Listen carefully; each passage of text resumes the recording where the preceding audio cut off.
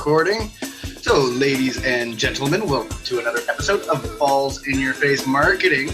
I'm here with a very interesting and cool looking dude. Look at those shades with his alien cap on. Zack Scriven from Zack Scriven Media. This young man is keeping it real.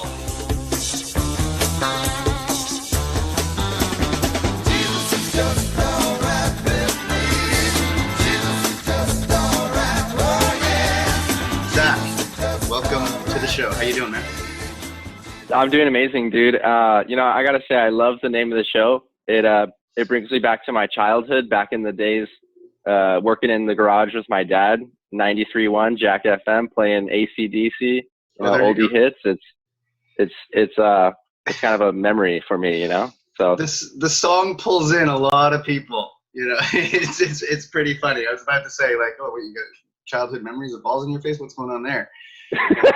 That was going to be a whole line of questioning. The short story is 4 months ago, I was an engineer and I quit one day, and the next day I just started making, I had been making LinkedIn videos and YouTube, but I really just started pursuing that full time and actually trying to make a living off of it. And the way that I achieved that was primarily through a combination of digital marketing and influencer marketing. Just try to have fun and inspire people with things that I'm passionate about, and really just try to, build a life around, or build a business around the life that I want to live. I've spoken a lot about the sort of new economy of authenticity, for sure. On LinkedIn, we see a lot of that, about people being very sort of earnest, honest, exposing their vulnerabilities. My personal take on that, though, is that, you don't have, that doesn't mean that one has to tell everything about themselves. But you put yourself out there. Like, this is what, and, I'm curious about it. I don't know, to be honest, like, whether that's, is that wise? Is that not wise? I don't know. It may, I think it may prove very well for you. I think you'll find your niche. But I mean, you have, I was watching your one day challenge the other day. I mean, you're not hiding the fact that you smoke pot, that you're trying to kind of hold that. How's that going? How's the not smoking pot going for you? It's good. I haven't smoked since. My primary clients, one of the first clients I got, one of their core values is authenticity and transparency. So what better, it's not like I'm putting this video out on their channel. It's just me. So right. Take it or leave it, It was gutsy of you, I thought. Like, I was kind of impressed with that. I think you've also talked a lot about sort of, your faith, right? Yes, yeah. Yeah, it's definitely gutsy. And that was another big thing that I made a decision early on. It was actually before I even quit, that if I was going to do this, that, God would basically provide the bare essential needs for my family and for me. So from that perspective, I wasn't really even taking a risk, and that, for some way I would find a way to provide for my family, whether that was, doing some video content creation for my local church or whatever, or maybe eventually just figuring out that it wasn't for me and then getting another job. But, so my thought process was that, like, if I build this audience, if I build my voice and I'm actually authentic to who I am and proclaim my faith, that God would give me the audience, whether that's 100 or 1,000 or however many, to actually resonate with. And it's been working, it's a lot of people, they do notice that on my profile. They're like, I like that. So, it's not just me. Like Jake Jordan's has a Bible verse, Joe Crenshaw. And so those are people that I connect with, and we kind of have that shared. A young person looks at that, they look at everybody else's profile, and they see nothing but happy, smiley people living these rock star lives. And they say, well, that doesn't match my experience. That doesn't match my internal experience. The way that they appear to feel doesn't match how I feel inside. And so that almost compounds any sort of negativity, because they start to say, well, what's wrong with me? Which I think is sort of how I find that it's reducing our attention spans, right? Like, people are just like, this immediacy that people are so used to, the fact that you can get, on demand. Like, when I was a kid, like, there weren't that many TV channels.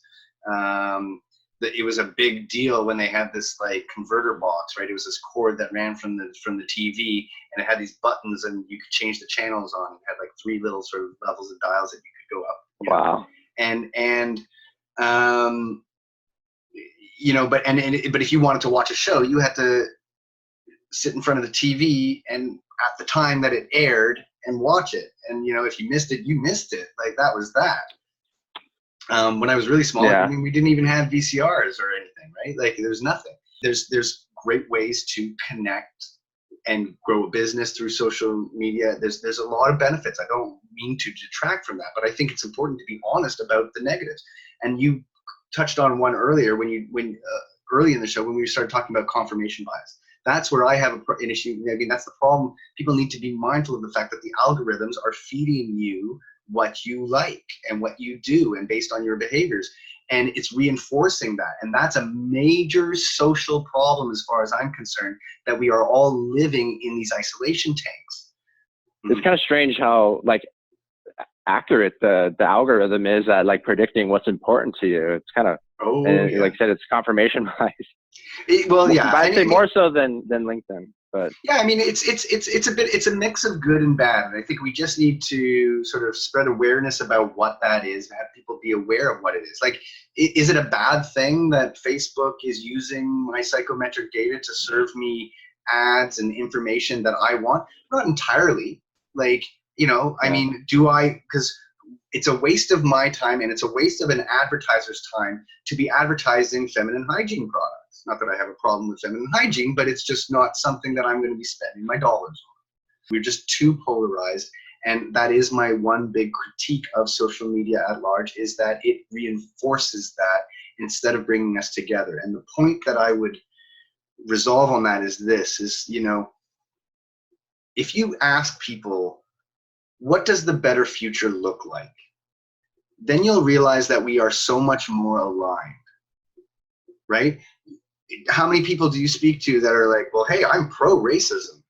I'm pro-poverty. I am pro, inequality of income or whatever, right? Like we all want a more tolerant, for the most part, unless you're just a jerk. Like, we're all for sociopath or something. No, but I mean, yeah, but my point is being, it's just like the outcome, the end goal is actually quite consistent. If you think about it in those terms, then you realize that we are more aligned. Where we're divided is the path to it. And if you take that step back and you realize that people's intentions are in the right place, that they were just sort of divided on that path, and you recognize that historically, this is the way things go, that progress has never been a straight line to that goal. It has always been serpentine. The pendulum has always swung from one side to the other. Try to imagine a non-existent universe, just black emptiness, nothingness. And I definitely think this beats that, for sure. Even with all the suffering and stuff, I definitely think this beats that. Here's a question for you.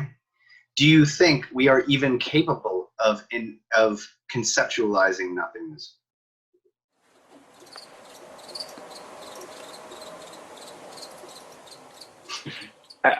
When I would do that thought experiment, like it would kind of sink in. It would bring me to a weird place, and so I don't think we really know what that would. Yeah, it's kind of weird. Like I don't think you can. I don't think you're not fully there. First of all, because you're like when you say just like, think about the language that you just said there, like it brought me to a weird place.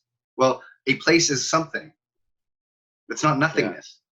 Yeah. I don't think you can actually do it. And if you could, how would you get yourself back? You would be in nothingness. From where would you come back from?